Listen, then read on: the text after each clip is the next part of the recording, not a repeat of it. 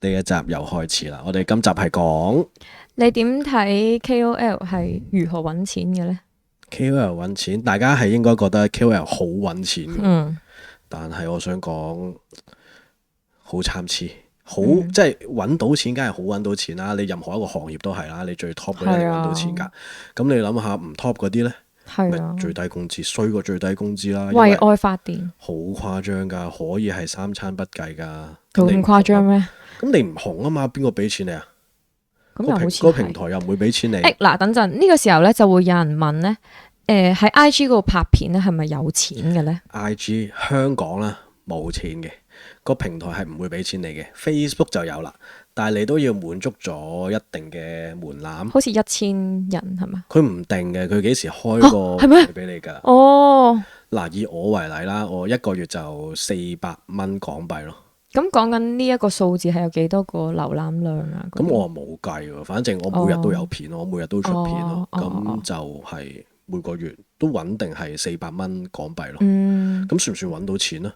係咁揾到 YouTube 錢咧係啦，咁 YouTube 咧 YouTube 咁嗰個數其實都唔多啊，啲人有計過噶嘛，你即係睇你咩行業嘅，咁10蚊20蚊，即係嗰個數係點樣計啊？每1000次觀看次數，咁就每1000次可能10蚊，即係有啲可以好貴。真係㗎，每1000次哦。因為有啲比較專咧，可能講緊商業類嘅某一個好特定行業，佢個人數睇嘅人數少啲，好精準地咁嗰啲每個人次咪貴啲咯。咁所以其實到底睇1000次係有幾多錢，都係分唔同 channel 去定。原來冇一個標準嘅數目字嘅，我一直以為係有一個標準嘅價錢。咁但係總體嚟講咧，多極有個譜咯，起碼香港係咁嘅市場咯。所以點解香港咧比較少人係用呢個瀏覽次數去賺錢，比較多係即係廣告商咯，即係好扭曲㗎。你話外國嗰啲佢係做英文語言嘅、普通話語言嘅，咁其實佢就會比較有能力靠 view 數去賺錢啦。因為可以接觸到唔同國家地區。係啦，佢好闊，佢一爆起上嚟咧，即係100萬 view 啊，幾百萬 view 啊，係就係可以支撐到佢嘅日常生活開支咯。咁但係你諗下香港10萬 view 可能已經係叫好爆嘅片嚟嘅。咁點揾食啊？你個禮拜都出到喎。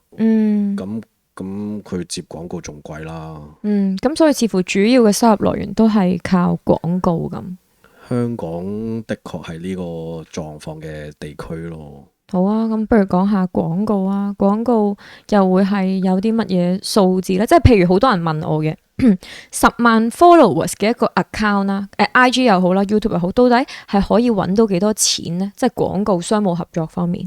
嗱，首先講呢個確實價錢金額之前呢，我諗最重要一樣嘢就係你唔會知道你邊個月有 job，邊個月冇 job 咯。呢個不確定性你係咪捱到先？我當你今個月揾到10萬，揾到20萬，但係你3個月先至得一劑啫。咁你除翻開，你咪幾萬蚊一個月，咁就係呢個狀況咯。咁所以大家要考慮下，如果打工嘅話呢，你就會好穩定咯。老細同你講，你月薪2萬2萬、3萬3萬、4萬4萬，叫做揾得多啲錢喺香港嚟講啊，一定係同銷售有關嘅。咁你跑到數咪有錢咯。咁正如其實 YouTuber、KOL 呢堆都係㗎，你嗰期紅嘅，你咪好多人揾你去宣傳做廣告咯。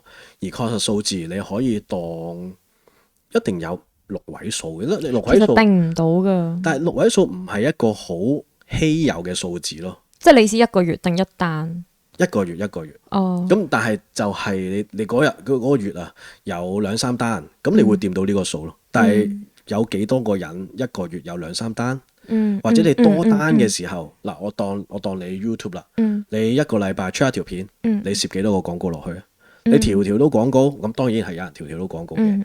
咁但係就要睇下你係中間插入廣告啊，定係成條片都係講緊嗰個廣告啦。咁個價錢有分別嘅喎。你中間插入個廣告，你可能會收少啲。你成條片都係圍繞住嗰個，可能我講我箍牙，我講我用某件 product，成條片都圍繞住㗎啦。咁個價錢一定貴啲啦。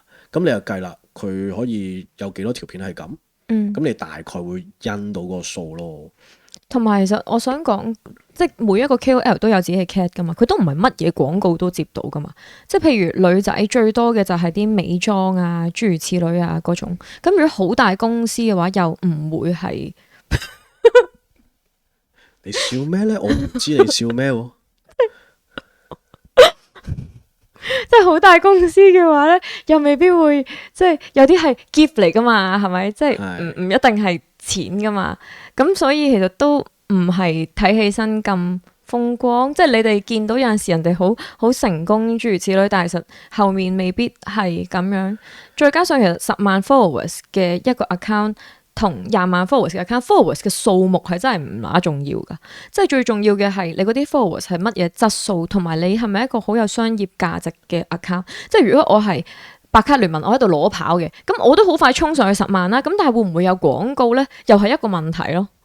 咁唔一定有噶嘛。馬車啊，或者佢啲老友，即係曾經嘅老友啦，佢哋就算幾多 follow 咧。佢接到嘅嘢都好有限，甚至乎你未必有見到咯。我冇見過。佢哋嗰啲，如果你見到真係有坡底喺入面啊，佢哋係搞鳩人哋啫嘛。OK，係咪？咁所以大概係呢個狀況咯。所以之前有啲 KOL 為咗想有多啲商業合作，佢哋就會自己做嗰個形象出嚟咯。俾你知道，如果你俾你知道，如果你揾我嘅話，就會咁樣。係啦，我做一個示範，做一個 demo。咁如果你有興趣，我幫你推呢樣嘢嘅話咧，你就揾我啦。咁樣咯。同埋我諗頭先你講喺 Fast 啊或者唔同平台啲人話啊 KOL 揾好多啊 Kitty 卡啦啊，我諗某程度上係大家嗰個認知唔夠。如果我同你講頭先嗰堆嘢。喂，原來好飄忽嘅喎，圍埋我當你唔好淨係睇佢單一個月啦，你拉勻全年睇啊！我覺得呢個好重要。佢可能同你一個普通打工仔高級少少啦，senior差唔多人工，但係佢嗰個焦慮感，你係咪承受到先？佢可能有嗰個外表嘅風光，咁但係實質你有知幾多嘢咧？佢哋每日每個月每個星期都諗緊好多 content，然之後仲要實行咧，揾人嚟拍。剪片，跟住再擔心每條片個流量，然之後個客揾你拍嗰條片會唔會特別差咧？啊，我係有噶呢個。係啊，然之後喂，跟住你啲好大壓力啊，其實。你啲 follower 就鬧你，喂，又係廣告，真唔真啊？跟住我哋又會俾個客捽，即係可能有唔好數啊。係啊，如果我要承受呢個壓力啊，真係要6位數先至做呢樣嘢咯，因為個壓力唔細噶。如果你係有責任感嘅話。你冇責任感嘅嘢，梗係唔會 care 呢樣嘢啦。就算有冇責任感都好，做第三樣嘢就係你會俾人公審。係啊，即係嗰個壓力問題咯。係啊，即係唔係話打工唔辛苦，打工都有打工嘅辛苦，但係同時間做幕前 KOL 亦都唔係大家想象中輕鬆。即係有好多人咧，一聽到我哋講呢度就係話，我哋做嘢都好辛苦噶，你拍片剪片有幾乸辛苦。即係我哋唔係話你哋唔辛苦，我哋都唔係話我哋唔辛苦咯。同埋一樣嘢，大家要注意喎。呢份工好似冇得轉工噶喎，係咩？即係我哋 KOL 呢份工冇得轉。你諗下，你而家拍片，真係炒你啦！你轉工轉去邊啊？你唔通你拍 YouTube 叫轉工啊？你轉國家可能叫轉工啦？點轉工啊？我而家社會性死亡。我明，我冇得轉工。係。你呢一世淨係打呢一份工，打你人生。即係你意思冇人夠膽請你係咪？冇啊，冇第二間公司，因為我間公司係大家，係所有觀眾、所有受眾係我嘅老細。而家你哋唾棄我啦，你唔中意我啦，我做咩你都會鬧我啦。我點轉工啊？我只能夠回歸咯。我去其他國家咯。咁其實呢個人工係咪真係咁可觀呢？所以有好多人都會有心理病，其實咁樣講完做下，因為太焦慮啦。即係你諗下，一焦慮你就拍唔到好 content 噶啦嘛。係啊，即係好難啊呢一樣嘢。個循環好咩嘅，所以個心臟要好強大。係啊，或者你要有一班同你差唔多嘅 friend，你個圈子要好健康咯。咁你只係一堆人實有啲是是非非咁。朋友即係或者呢個圈子藝人啊，或者好多幕前嘅圈子，你好難冇計算嘅，因為一旦作大家都係揾緊 KOL 噶啦，大家都係同你啦。其實揾你定揾我，你係咪嗰班朋友就係唔係你就我啦，咁冇所謂啦，交個錢齊齊揾，定係哇揾佢喎？咁點解唔揾我啊？你會有咁唔一定係真，但係你諗都諗到唔會冇呢啲嘢咯。但係我多數都唔會咁樣諗噶，即係我明會有啲咁樣嘅人，但係我自己個心態就係我唔會咁樣諗，即係因為我唔係拍咗好耐，即係我而家拍咗都唔夠1年，但係我個心態就係因為我都係日更噶嘛，咁我就冇好流量焦慮，但係我承認我啱啱拍頭3個月至4個月嘅時候，我都有焦慮咯，所以我嗰時就問你，我話我好驚，跟住其實就冇人睇啦咁樣，跟住你嗰時同我講，其實你日更嘅，你怕乜嘢啫？不過其實我哋比較幸福嘅，因為嗱好多焦慮啊嗰啲咧，其實拍片呢一樣嘢係佢唯一嘅經濟支柱，所以佢叫做 all in 咗。其實打工都一樣㗎，佢都好驚俾人炒啊，或者好多嘢㗎，佢都係 all in 咗落去。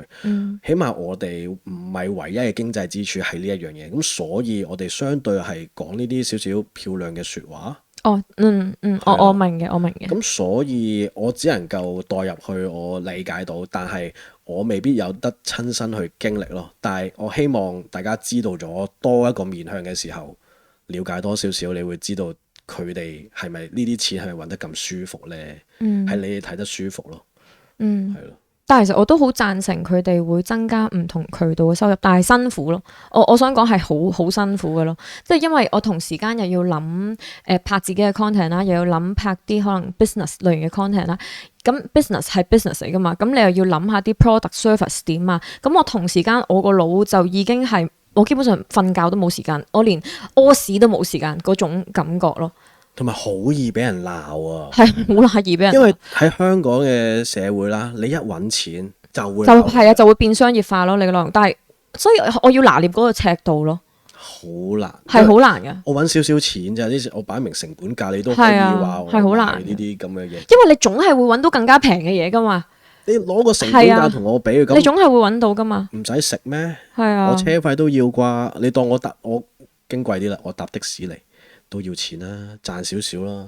同埋大家總會攞佢個標準嚟講，我覺得嘅合理錢就係賺5蚊。係。咁點啊？你唔知我成本，同埋你都唔知我幾辛苦。係啦，我每日拍片嗰啲計唔計？你淨係計呢隻公仔賺幾多錢？係啊。我點解呢隻公仔我有人買先？我平時做咗啲咩先？可能因為我前面積落嚟好多嘢，佢嘅喜愛程度或者流量諸如此類，就先至有今日。但係啲人就淨係見到嗰一日。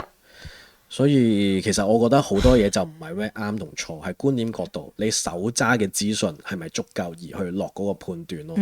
當你知晒所有嘢，喂，原來我屋企一家幾口要等住我養嘅，跟住我每日嘅壓力係點樣，我每日嘅行程我已經係8點鐘起身㗎啦，我做到夜晚10點11點，但係我都係揾緊呢個錢。